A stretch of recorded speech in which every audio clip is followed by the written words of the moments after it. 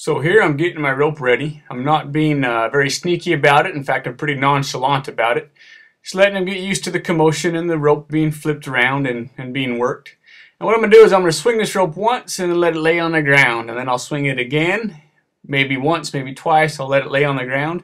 That way I don't overface him with it. That way he can gradually build his confidence and gradually push his thresholds. Once he's okay with me swinging it around him, and it doesn't look like anything's going to happen, then I'll let that rope softly land on his hips. I'll try not to let the rope slap him, but I'll let it land softly on his hips so he can get used to that, touching his rump. See there, it kind of slapped him, but he'll be all right with it. I just kind of reassure him that everything's going to be okay. Rub him with the rope, flick the rope off of him. I try to stay out of the kick zone. I don't think he would kick me, but I'm always cautious about that. So there, he got a little bit worried. So now I'm going to wait for him to either put his ear or eye on me or take his attention someplace else, as if to say, oh, that rope doesn't mean anything. And once he did that, then I put the rope over his hips again, and it wasn't any big deal. Now, if you don't know how to make a loop, or you're not comfortable swinging a loop around a horse, then you don't have to make one. You can just swing your lariat rope if you have one, or a lead rope, and you swing it just the same as if you were swinging your rope with a loop in it, and I just throw it over his back nice and soft. One way to keep it from slapping him on the other side is when you throw it, you kind of open your hand, or you let your arm go with the momentum of the rope. That way it doesn't come to a sudden stop and kind of come back and whip him a little bit.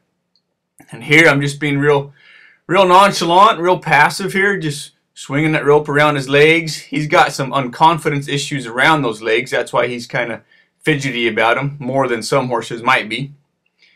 Just taking my time, going back to what he knows. So I went down around his legs, and then I went back up around his back and around his rump. I try not to introduce too many new things to a horse without going back to what he already knows.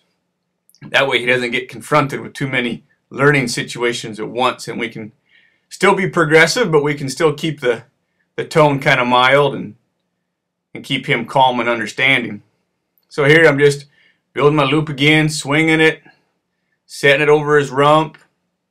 And what's going to happen here is I'm just going to ask him to lead forward a little bit.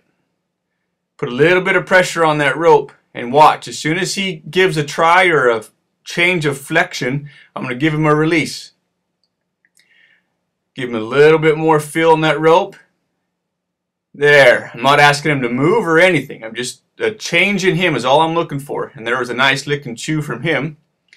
And I just go back and pet him on his withers, rub him with the rope, kind of rub him with what's scaring him.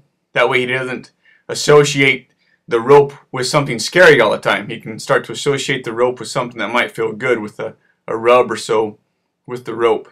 And just like I said before, I taught him something new, yielding from that pressure coming off of his hocks. So now I'll just throw the rope over his back,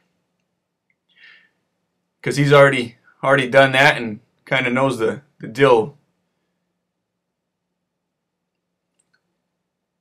Now here I'm doing the same thing, the rope around his hocks, and I'm going to whack his front leg. I think it's this next one. I'm going to whack that front leg. And I didn't mean to, and I wish I hadn't, but I'm just going to keep going. It's not a big deal. It's something he's going to get over, and he won't remember it. Just rub him on them withers. A lot of horses don't necessarily like being rubbed on the face all the time, even though as humans we like to go to the face. So I like to rub a lot on their withers and on their backs. If you'll notice there, I quit swinging my rope when he quit moving his feet. While he was moving his feet, I didn't stop. His reward was me stopping swinging when he stopped his feet. Thanks for watching. I hope you learned something. And please visit remountinghorsemanship.com for more information.